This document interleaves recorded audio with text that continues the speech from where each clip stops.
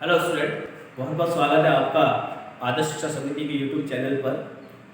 अभी तक हमने यहाँ पर लेसन फर्स्ट के अंतर्गत 7 पार्ट पढ़े थे और आज हम यहाँ पर लेसन नंबर 2 स्टार्ट कर रहे हैं, जिसका नाम है अम्ल, क्षार और लवण। और इस अध्याय का आज हम पार्ट नंबर 1 पढ़ने जा रहे हैं, जिसमें हम सबसे पहले बात करने वाले हैं अम्ल की,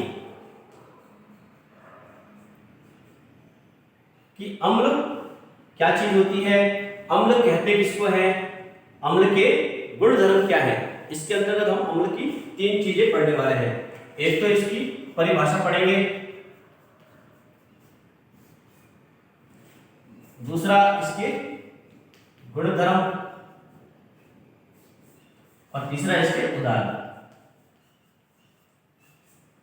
3 चीजों के द्वारा हम अम्ल को समझने वाले हैं।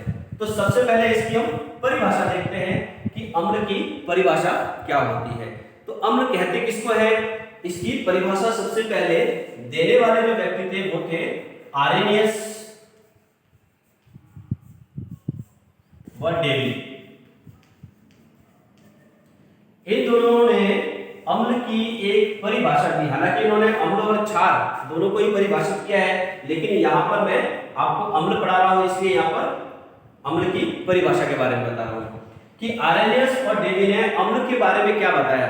तो इन्होंने बताया कि अम्ल वे यौगिक होते हैं या वे पदार्थ होते हैं जो जल में घुलकर H+ आयन मुक्त करते हैं। यानी कि आप किसी भी पदार्थ को या किसी भी यौगिक को यदि जल में आप घोलते हो, तो जल में घोलने के बाद यदि वो H आयन मुक्त करता है तो ऐसे को हम क्या बोलते हैं, अम्ल कहते हैं। ठीक है, ये तो रही इसकी परिभाषा कि जो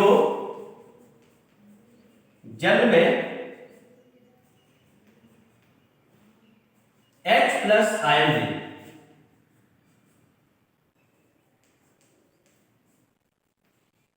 क्या कहलाता है, वह अम्ल कहलाता है।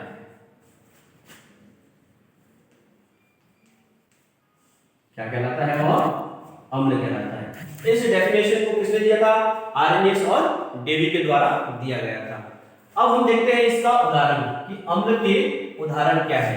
तो अम्ल के उदाहरण में जैसे कि HCl, HNO3,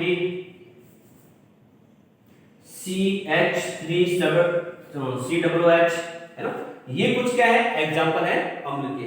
यदि आप HCl को जल में घोलो, नाइट्रिक अम्ल को या एसिटिक अम्ल को जल में घोलते हैं, तो जल में घोलने पर ये कौन सा आयन मुक्त करते हैं, H+ आयन मुक्त करते हैं। देखिए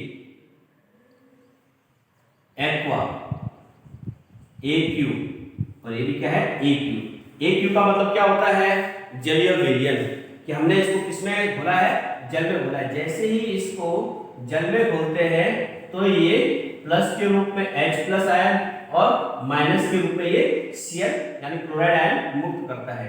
ठीक उसी प्रकार HNO3 यानी कि नाइट्रिक अम्ल को यदि हम घोलते हैं तो ये H+ और NO3 के रूप में क्या रहता है, नेगेटिव रहता है।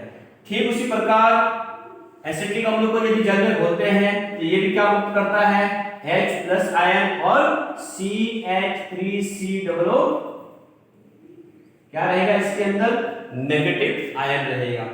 एक एग्जांपल और दे देते हैं, H2SO4 का क्या है, ये जलीय विलयन, यानी कि इसको किसमें घोला गया है, जल में घोला गया है। जैसे ही आप इसको जल में घोलते हो तो इसके अंदर से क्या बाहर निकलता है, या ये जल में घुलकर कौन सा आयन मुक्त करता है, H+ आयन को मुक्त करता है, और शेष क्या रह जाता है, HSO4 नेगेटिव।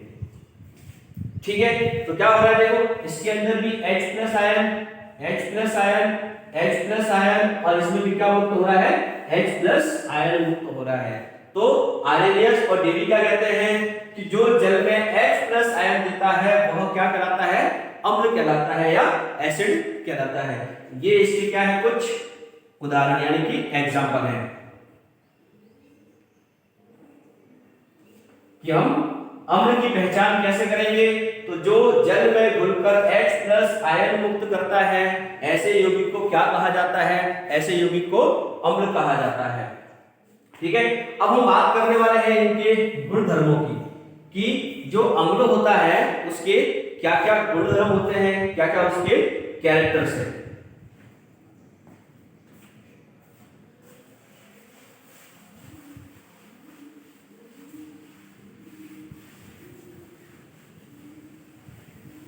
तो बात करते हैं हम इनके गुणधर्मों की। गुणधर्म, पहला गुणधर्म क्या है कि अम्ल जो होता है वह स्वाद में क्या होता है, खट्टा होता है। स्वाद में क्या रहते हैं, खट्टे।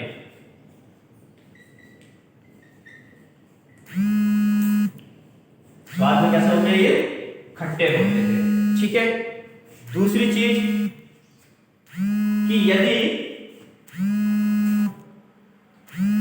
इसकी अभिक्रिया यदि किसी नीले लिटमस से करवाई जाती है, नीले लिटमस से, यानी कि ये जो नीला लिटमस पत्र होता है, नीला लिटमस पत्र होता है, क्या बताया मैंने कि ये क्या करते हैं, नीले लिटमस पत्र को कैसा कर देते हैं, ये लाल कर देते हैं। तीसरा क्या है कि जो अम्ल होता है, अम्ल धातु से अभिक्रिया करता है। किससे अभिक्रिया करता है, धातु से। तो अम्ल धातु से अभिक्रिया करने के बाद कौन सी गैस बाहर निकालता है, तो हाइड्रोजन गैस का निष्कासन करता है। ये भी क्या है, अम्ल का गुणधर्म है कि अम्ल है जो धातु से अभिक्रिया करके कौन सी गैस बाहर निष्कासन करता है, हाइड्रोजन गैस का निष्कासन करता है। चौथा इसका गुणधर्म हो जाएगा कि अम्ल जो होता है, अम्ल यदि क्षार से अभिक्रिया करे, क्षार से अभिक्रिया करता है, तो कौन सी अभिक्रिया को संपन्न करता है, उदासीनीकरण की अभिक्रिया को संपन्न करता है। कौन सी अभिक्रिया को, उदासीनीकरण की अभिक्रिया को संपन्न करता है। ठीक है, अब हम देखते हैं कि कुछ प्राकृतिक ऐसे स्रोत होते हैं जिनमें अम्ल है वो पाया जाता है। प्राकृतिक स्रोत क्या हो सकता है, जैसे कि फल हो गए, सब्जियां हो गई, ये भी क्या होते हैं, तो ये भी अम्ल के प्राकृतिक स्रोत कहलाते हैं। जैसे कि मैं आपसे बात करूं उदाहरण के रूप में इमली की, या आप लोग 7वीं 8वीं में पढ़ चुके हो कि इमली के अंदर कौन सा एसिड पाया जाता है, तो टार्ट्रिक एसिड पाया जाता है, टार्ट्रिक अम्ल पाया जाता है। इसी प्रकार से संतरे में या नींबू में कौन सा पाया जाता है, तो साइट्रिक अम्ल होता है। ठीक है ना, सेब जैसे कि होता है एप्पल, एप्पल में कौन सा होता है,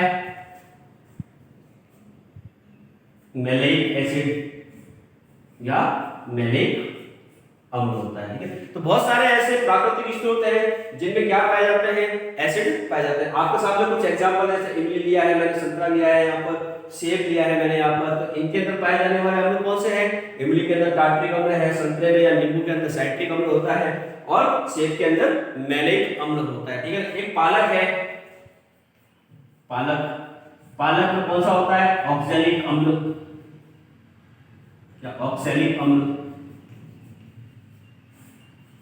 ऑक्सैलिक अम्ल पाया जाता है। तो बहुत सारे इसके ऐसे उदाहरण हैं जिनमें हम अम्ल है वो हमको प्राकृतिक रूप से देखने को मिलता है। ठीक है, तो यहाँ पर हमने बात की किसकी, अम्ल की।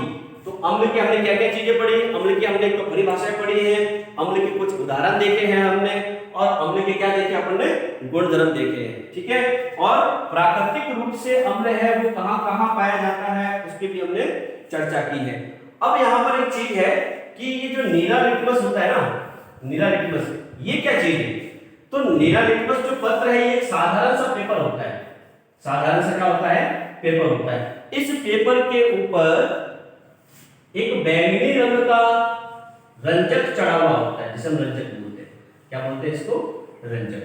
ठीक है, तो बैंगनी रंग के रंजक को चढ़ाकर जो पेपर बनाया जाता है वही क्या है, लिटमस पत्र होता है। ठीक है, ये बैंगनी रंग का जो रंजक होता है ये लिचेन नामक पौधे से प्राप्त किया जाता है, लिचेन पौधे से। ग्लिचेन पौधे से प्राप्त किया जाता है। जो किस वर्ग का पौधा होता है ये थैलोफाइटा वर्ग का है।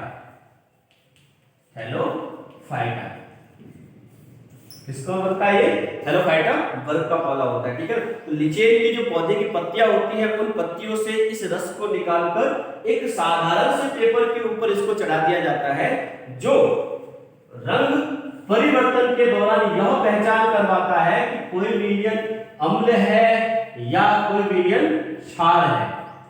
ठीक है, ये इसकी पहचान करवाता है। चलिए नेक्स्ट हम बात करेंगे यहां पर क्षार की।